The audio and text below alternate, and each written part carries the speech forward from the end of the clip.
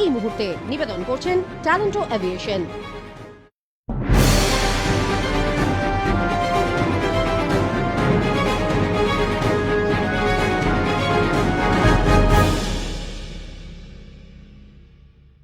নমস্কার, আরোহী নিউজ লাইভে আপনাদের সকলকে স্বাগত জানাই। আপনাদের সঙ্গে আমি রয়েছি বাসুমা। শুরু করছি নিউজ এই মুহূর্তে।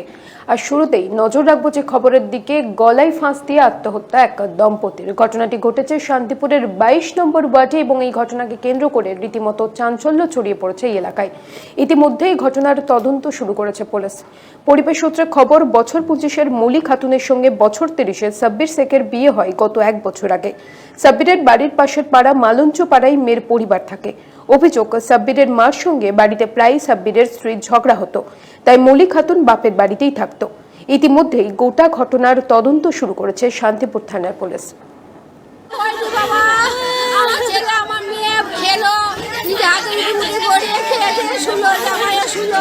তারপরে জামাই আবার ও আমার কাছে পানি পানি নিয়ে এসে দিলাম, ওরা ঘরে দিয়ে খেয়ে দিয়ে শুয়ে পড়লো। কোনো অসুবিধা কিচ্ছু, কোনো ঝগড়া ঝাঁটি কিচ্ছু নেই।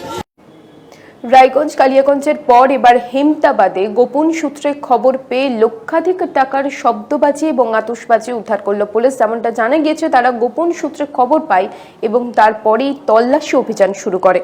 বুধবার রাতে ডিএসপি রিপন বল ও হেমতাবাদ থানার ওসি দিলীপ রায়ের নেতৃত্বে বিশাল পুলিশ বাহিনী হেমতাবাদ বাজার, বাঙালবাড়ি ও কাকর সিং এলাকায় বিভিন্ন দোকানে হানা দিয়ে আতশবাজি ও শব্দবাজি উদ্ধার করে। আমরা আজকে গোপন সূত্র মারফত খবর পেয়ে আজকে হেমতাবাদ থানার অন্তর্গত বাঙালবাড়ি আর হেমতাবাদ টাউন এবং কাকর সিং এই 3টি জায়গায় আমি এবং আমার ওসি এবং আমাদের সঙ্গে অন্যান্য অফিসার এবং টোটাল টিম নিয়ে আমরা রেড করি। তো সেখান থেকে প্রায় 2 লক্ষাধিক টাকার বেশি অন্তত আমরা অনুমান করছি ফায়ার ক্র্যাকার্স বাজেয়াপ্ত করা হয়েছে। পরবর্তীকালে আমরা আইনানুগ ব্যবস্থা নেব এই বিষয়ে। সাধারণ যাত্রীদের জন্য শুরু হয়েছে লোকাল ট্রেন পরিষেবা। বুধবার থেকেই সেই পরিষেবা চালু হয়েছে এবং তারপর বৃহস্পতিবার সকাল থেকেই দেখা গেল হাজার হাজার নিত্য যাত্রীদের ভিড় বিভিন্ন স্টেশন চত্বরে। তবে যাত্রীদের যেমনটা দাবি, লোকাল ট্রেন আরও বাড়ানো হোক, না হলে ট্রেনের মধ্যে সামাজিক দূরত্ব বজায় রাখা যাবে না। সকালে হাওড়া স্টেশনে দেখা গেল মফস্বল এলাকা থেকে লোকাল ট্রেন ঢুকলে তা থেকে 1000-এর বেশি যাত্রী অফিস টাইমে প্ল্যাটফর্মে নামছেন। যদিও রেলের নিয়ম অনুযায়ী প্রত্যেকটি ট্রেনে 600 যাত্রীকে ওঠার অনুমতি দেওয়া হয়েছিল, যাতে ট্রেনের কামরায় সামাজিক দূরত্ব বজায় রাখা যায়। হাওড়া ডিভিশনে পূর্ব রেল 202টি লোকাল ট্রেন চালু করেছে, কিন্তু নিত্যযাত্রীরা চাইছেন অফিস টাইমে লোকাল ট্রেনের সংখ্যা আরও বাড়ানো হোক। এর পাশাপাশি ট্রেনের কামরায় প্রচুর যাত্রী দাঁড়িয়ে আসছেন, সামাজিক দূরত্ব ঠিকঠাক মানা হচ্ছে না। ট্রেনের সংখ্যা বাড়ানো হলে তবেই এই সমস্যার সমাধান হতে পারে। না, ট্রেনের ভেতরে এখন পর্যন্ত সামাজিক দূরত্ব আছে, একটা করে সিট ক্রস করা আছে,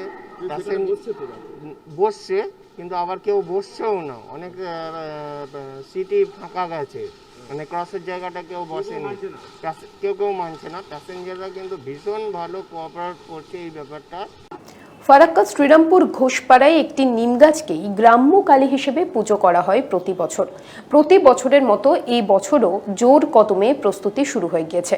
সেখানে কোনো ফটো বা মূর্তি নেই। লোকে বলে গ্রাম্য কালী। বলি হয় প্রতি বছরে 50 থেকে 60টা মতো।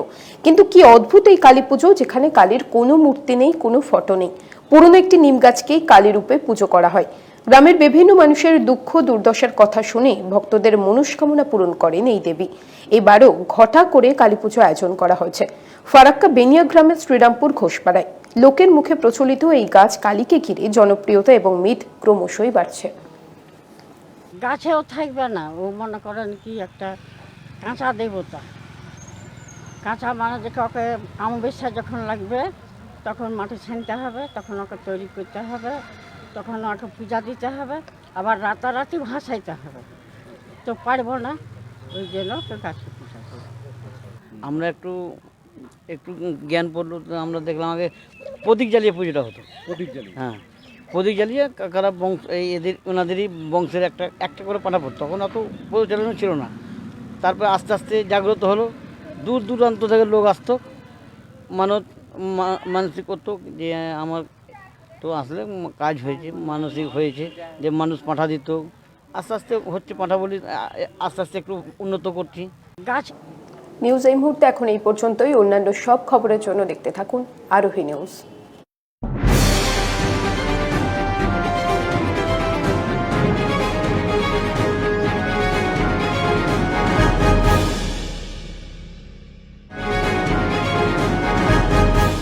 নিউজ এই মুহূর্তে নিবেদন করলেন ট্যালেন্টো এভিয়েশন।